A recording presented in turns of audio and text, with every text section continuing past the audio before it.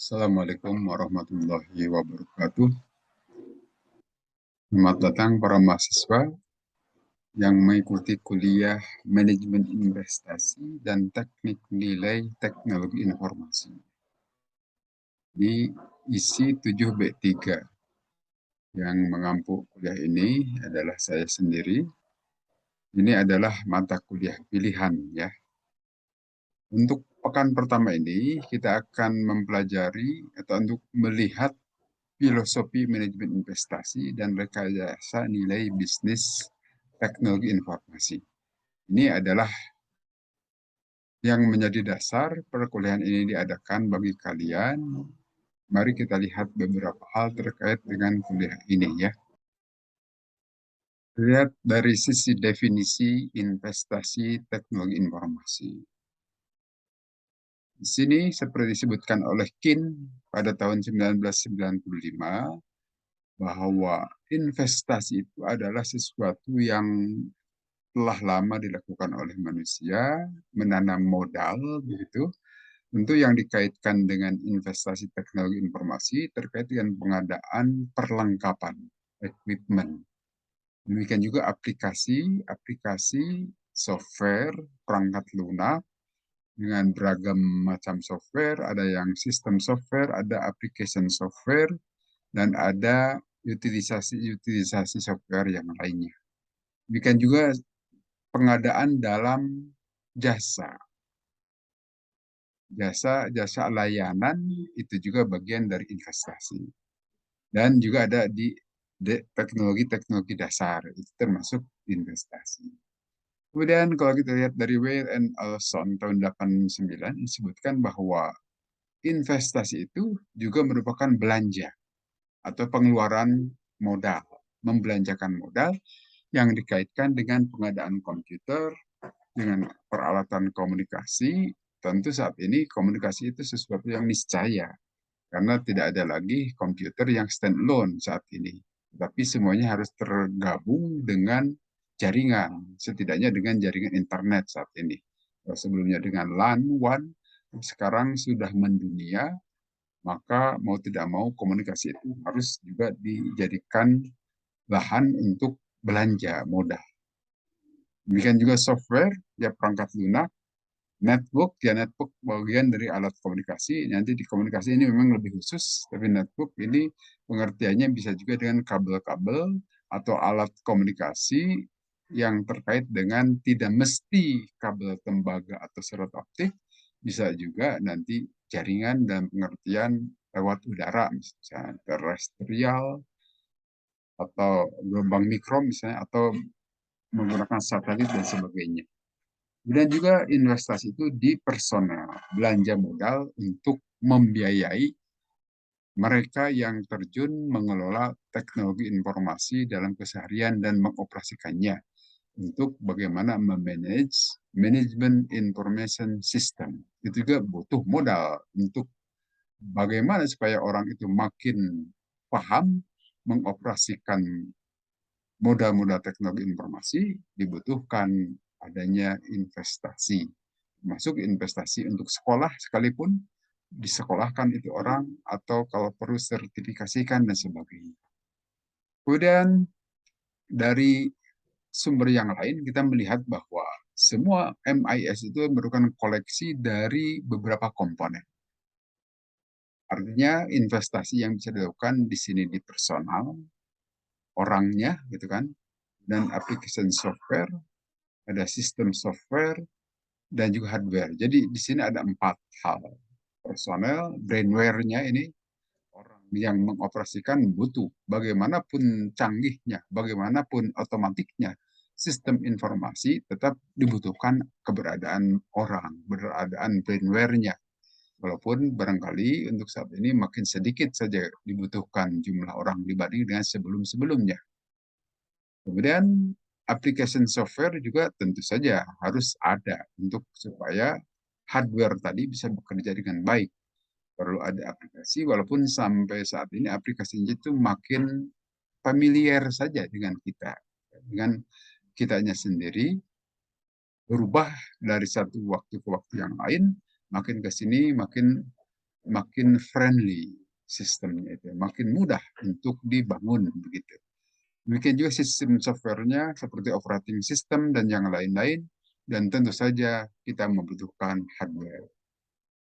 Therefore, adapted for this book, IT investment can be defined and the investment decision of allocating all types of resources to an MIS.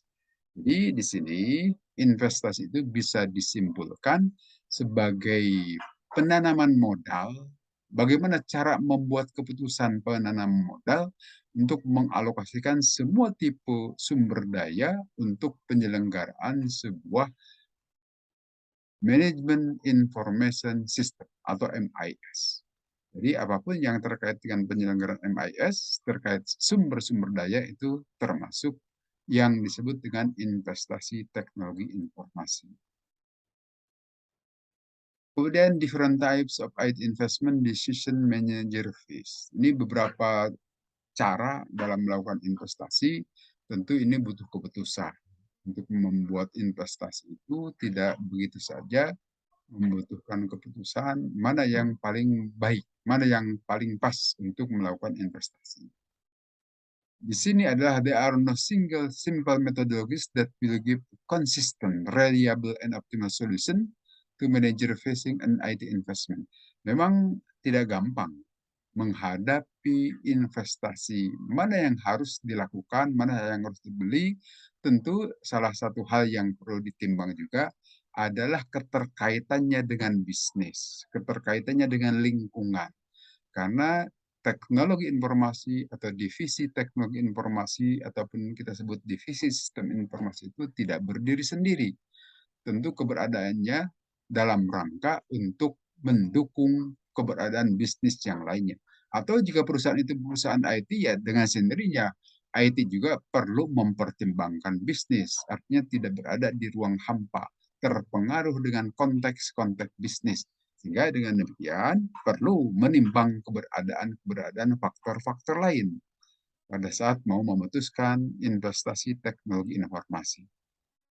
Beberapa kriteria untuk menyeleksi IT investment itu di sini adalah intra-firm adaptability. Nah, ini di antara beberapa unit yang ada di perusahaan itu tentu harus ada koordinasi. Ya. Apakah koordinasi saat merencanakan pengadaan, pada saat membuat justifikasi kebutuhan, kemudian ada justifikasi pengadaan dan sebagainya. Interform adaptability keduanya. Artinya ini antar perusahaan. Siapa yang bisa memasok kepentingan kita? Siapa yang memiliki barang-barang yang kita butuhkan? Itu juga perlu dilakukan koordinasi. Harus ada adaptability di sini.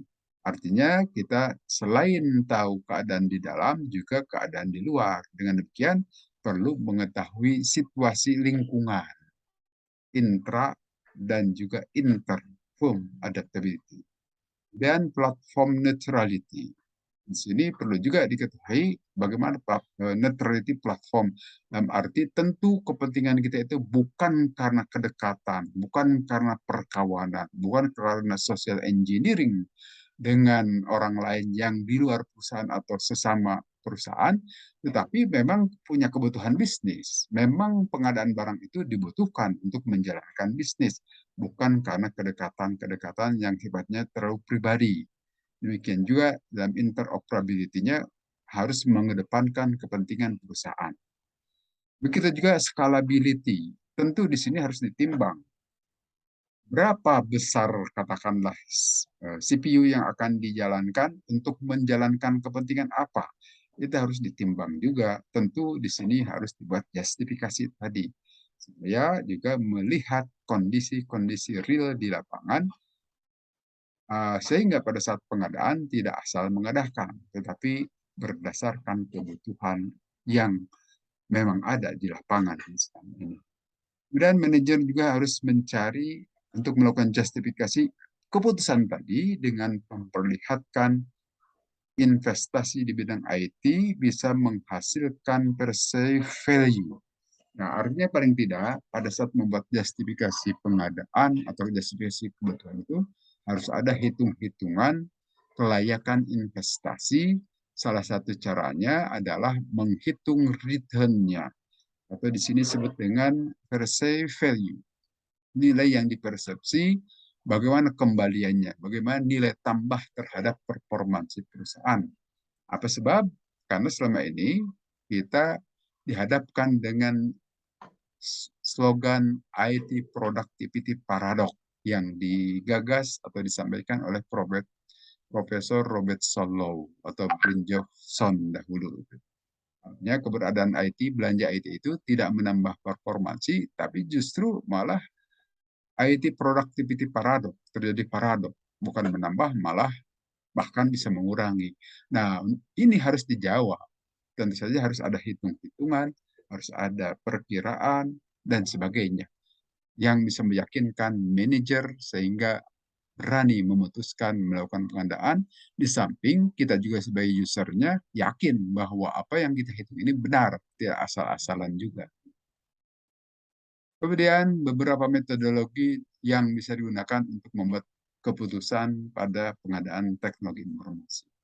Tentu saja di sini ada hitung-hitungan yang sifatnya tangible, yang bisa dihitung ya, seperti hardware yang nampak kelihatan langsung gitu, itu tentu sudah jelas ada harganya dan bisa dihitung return-nya atau kembaliannya itu kira-kira berapa.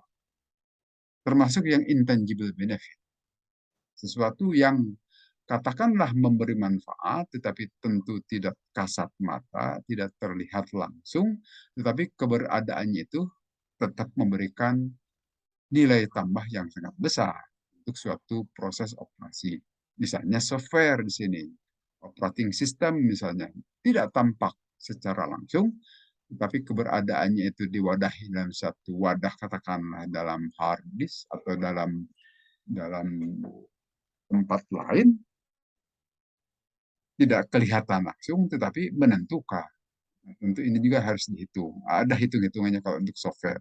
Tapi kalau yang di luar itu, katakanlah yang sifatnya kualitatif, tentu juga bisa dikonversi menggunakan tata cara tertentu. Artinya di sini harus ada kuantitatif dan juga kualitatif metode untuk hitung-hitungan kuantitatif maupun kualitatif ya, untuk memutuskan bahwa pengadaan IT itu dibutuhkan, diperlukan. Tentu nanti kuantitatif ada rumus-rumusnya. Ada payback period, ada yang lainnya juga yang bisa dihitung berdasarkan hitung-hitungan matematis, walaupun tentu ada penyederhanaan-penyederhanaan dan hitung-hitungan tersebut. Dan multiple criteria decision making methodologies, ada juga kriteria yang multiple, yang demikian banyak. Ya tentu untuk berbagai kepentingan seperti kita bisa menggunakan AHP di sini ya, Analytic Hierarchy Process. AHP bisa goal programming atau scoring model dan sebagainya. Itu adalah metode-metode yang bisa dimanfaatkan, digunakan untuk pembuatan keputusan pengadaan investasi teknologi informasi. Nah, di sini disebutkan beberapa contoh metodologi membuat keputusan untuk investasi teknologi informasi. Ada AHP misalnya. Di sini bisa menghitung skor-skor secara menyeluruh mengenai pembuat keputusan secara pairwise di sini, comparison. Membandingkan keadaan satu dengan keadaan dua, kemudian bagaimana ini secara kuantitatif bisa juga dilakukan. Nah, sehingga nanti akhirnya akan berujung pada kesimpulan mana yang harus diambil misalnya. Kemudian yang keduanya juga bisa menggunakan balance scorecard.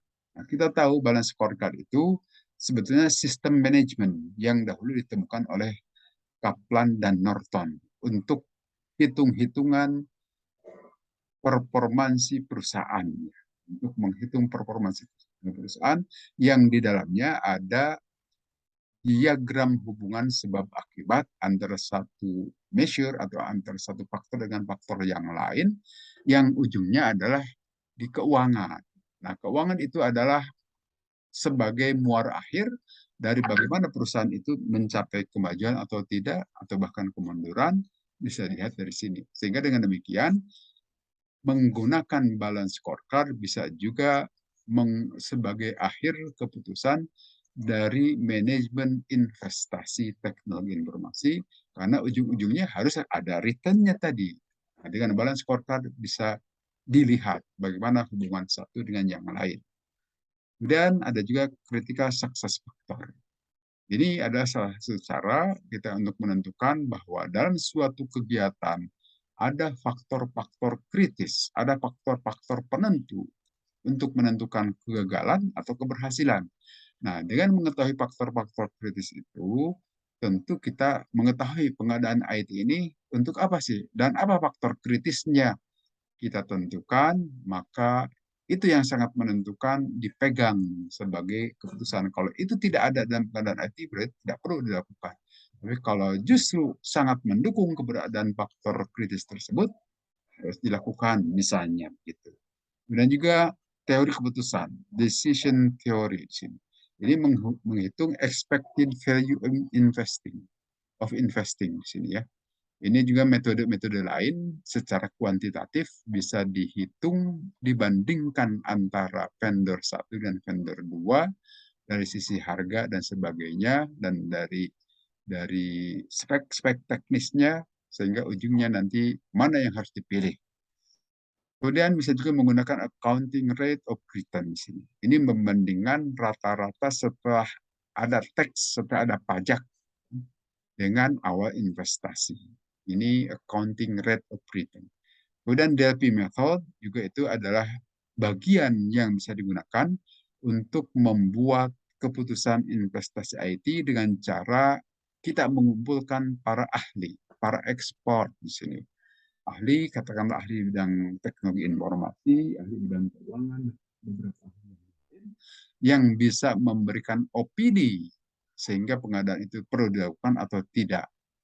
Kemudian juga ada satisfaction and priority survey. Ini bisa dilakukan survei dan membandingkan user dan para profesional MIS secara efektif dan penting di dalam instalasi sistem misalnya. Tentu saja ini juga adalah bisa menjadi bahan untuk memutuskan apakah go or not go. Dan ini bisa dikombinasikan antara satu dengan yang lain. Bisa juga menggunakan game theory, teori permainan. Nah, ini juga dengan cara menghitung bagaimana payoff dari investasi didasarkan pada aksi-aksi kompetisi dan juga hitung-hitungan matematik dan juga teori ekonomi. Atau bisa juga menggunakan payback period. Nah, ini juga hitung-hitungan matematis. Tentu saja ini bisa dijadikan patokan periode ketercapaian kembali modalnya itu dalam berapa waktu lama atau dalam berapa volumenya. Kalau dihitung jualan manufaktur misalnya, dalam volume berapa mobil ini terjual sehingga modal awal kembali dan investasi itu tidak sia-sia. Kemudian juga information economic, ini adalah cara yang lain yang bisa digunakan untuk menghitung investasi teknologi informasi dengan salah satunya menghitung ROI, business domain, dan domain teknologi atau kriteria domain teknologi. Tentu ini lebih kompleks lagi, tetapi keakuratannya lebih baik. Bagaimana menghitung keekonomian informasi tersebut. Kemudian mengapa investasi teknologi informasi itu demikian penting sebagai bagian dari studi. Tentu di sini ada dalam rangka untuk menolong ensure that IT investment decision achieve a competitive advantage. Untuk meyakini bahwa keputusan investasi teknologi informasi itu bisa meningkatkan keunggulan kompetitif dan juga bisa menolong untuk menghilangkan beberapa ketidakunggulan kompetitif. Nah, tentu saja di sini sekali lagi kombinasi dari beberapa metodologi, kita harus melihat situasi lingkungan baik internal maupun eksternal, luar.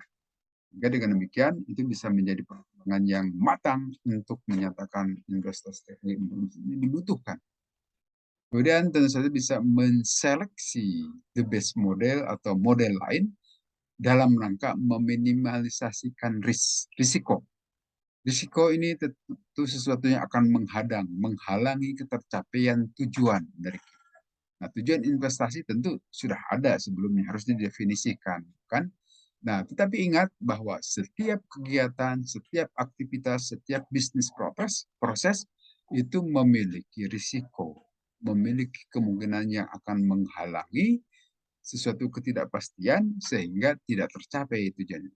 Dalam hal ini tentu saja sebelum kita melakukan itu harus diantisipasi keberadaan risiko-risiko tadi sehingga apabila terjadi kita bisa mengantisipasinya, bisa menihilkan kalau bisa, atau kita mentransfer risiko itu tidak menjadi penghadang untuk ketercapaian tujuan. Nah, dengan demikian, maka a better informed decision related to IT investment can be made. Maka keputusan yang penuh informasi dari suatu keputusan pengadaan investasi TI bisa dicapai. Karena demikian banyak pertimbangan-pertimbangan yang dipelajari jauh-jauh sebelumnya. Kemudian beberapa pembatasan di sini yang bisa atau harus ditimbang pada saat menggunakan metodologi investasi. Nah, beberapa yang bisa ditimbang di sini adalah not being able to include the right combination. Tidak semua bisa dikombinasikan dengan baik. Ada keputusan-keputusan yang cukup hanya dengan 2 kombinasi saja, tidak. Kalau ditambah dengan ketiga malah kurang efektif. Sehingga dengan demikian memang harus dilihat situasi kondisi di lapangan. Dan faktor that included may have been measured incorrectly or content bias in some way. Nah, ini juga mungkin terjadi ya, ada bias pada saat kita melakukan pengukuran-pengukuran karena ketidakjelasan variabel atau parameter yang kita dapatkan di lapangan. Kemudian time frame, waktu juga itu mesti ditimbang antara biaya untuk investasi IT dengan kejadian-kejadian reward of benefit of that investment. Dengan reward yang kita dapatkan dalam arti kebaikan investasi itu tetap harus di dalam timetable, harus dalam waktu yang sudah didefinisikan sebelumnya. Jangan terlalu lama, jangan terlalu sebentar juga. Tentu dikaitkan dengan berbagai faktor juga, termasuk pertimbangan manajemen, keberadaan dananya, dan sebagainya. Gitu ya. Sehingga dengan demikian harus dihindari investasi dadakan-dadakan, harus pakai perencanaan. Nah, kalau dadakan belum tentu ada uangnya. Kalaupun ada, harus tunggu dahulu misalnya. Atau harus ada relokasi dan sebagainya. Dan itu butuh pertimbangan yang demikian panjang. Kemudian financial oriented methodologies tend to exclude most consideration of intangible benefit. Nah, orientasi keuangan, metode orientasi keuangan, tentu di sini banyak harus mengeluarkan pertimbangan-pertimbangan yang tidak ada kaitannya dengan sesuatu yang intangible. Artinya karena metode keuangan ini tentu harus konkret-konkret saja, sehingga sebaiknya yang nilainya intangible lebih disedikitkan, diminimalkan. Tentu dalam rangka mengurangi risiko. Karena apa? Ya memang untuk mengkonversinya itu adalah dengan cara coba-coba, trial and error, gitu kan. Sehingga kalau tidak ngepas, maka makin jauh dari ketercapaian investasi yang akan disampaikan. Tapi kalau pas ya tentu baik-baik saja. Hanya di sini sengaja kalau orientasinya menggunakan metode keuangan, maka di sini disarankan untuk mengurangi pertimbangan yang terkait dengan intangible benefit. Dan masalah risiko dan keterbatasan are to a greater or lesser degree inherent in all capital investment situation. Nah, ini yang harus ditimbang risiko dan keterbatasan-keterbatasan lain. Itu semuanya risiko. Yang tadi didefinisikan, risiko itu yang akan menghadang ketercapaian tujuan dari pengadaan ini. Maka dengan demikian harus ditimbang masak-masak, harus diperhitungkan jauh-jauh hari, sehingga apabila terjadi bisa ditangani dengan baik. Syukur-syukur tidak terjadi. Tetapi kan tidak apa-apa juga kita mengkalkulasi risiko jauh-jauh sebelumnya. Kemudian kita tahu di dalam manajemen secara umum itu terdiri dari 3 leveling. Ada strategic planning, ada tactical planning, ada operational planning. Strategic planning itu adalah tugas dari para pimpinan perusahaan. Direksi misalnya, atau vice president di bawahnya itu bisa masuk juga di dalamnya. Nah, tentu ini juga harus diajak bicara pada saat kita mau membuat keputusan pengadaan sistem informasi atau teknologi informasi. Apakah kaitannya kepentingannya untuk bidang strategik? Kalau tidak ada, tentu harus ditanya kepada tactical level, tactical planning. Ini juga adalah pimpinan menengah. Ini tentu harus diajak bicara juga. Kepentingannya sekitar apa? Dan bagaimana hubungannya? Kalau ini tentu ada kepentingan, tentu bisa jalan terus. Dan yang tidak kalah penting adalah tentu harus ditanyakan juga, diajak bicara juga operational planning. Walaupun tingkat operasional kerjaannya lebih ke teknis gitu. Nah, artinya di sini memang butuh spek teknis yang lebih detail lagi. Sehingga nanti spek teknisnya itu akan lengkap mulai dari strategik sampai taktikal dan juga operational planning. Akan demikian panjang umumnya ya untuk kepentingan-kepentingan yang lebih besar bagi perusahaan. Artinya harus menimbang juga kondisi manajemen di dalam perusahaan. Selanjutnya kita perlihatkan di sini ada peta budget yang umumnya naik, walaupun tidak selalu juga turun juga. Ini kalau tidak salah dari global average ya, global average.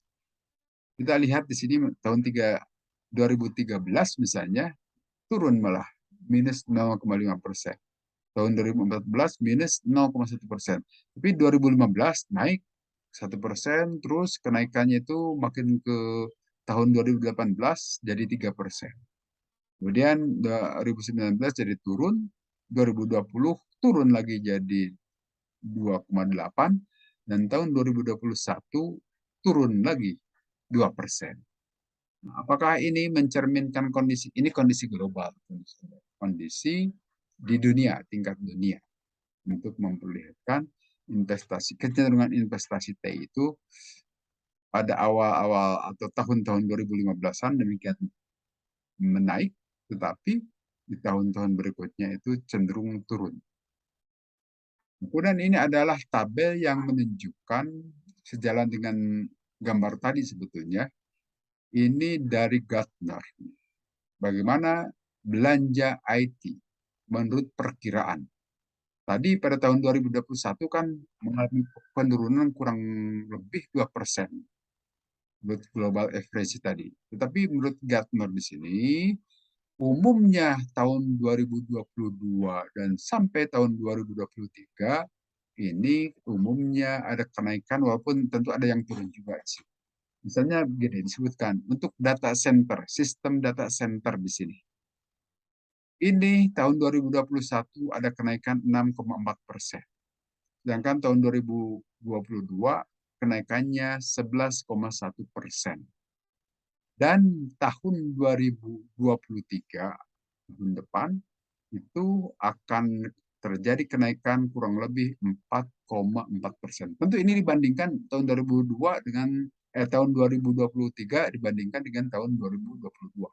221 ribu ini dalam satuan million US dollar ya. Jadi artinya ini 21 ribu juta malah 221 juta 590 juta US dollar. Dibandingkan ini lebih sedikit. Nah, ini kenaikannya 4,4%, sedangkan dibandingkan tahun 2021 ini 11,1%.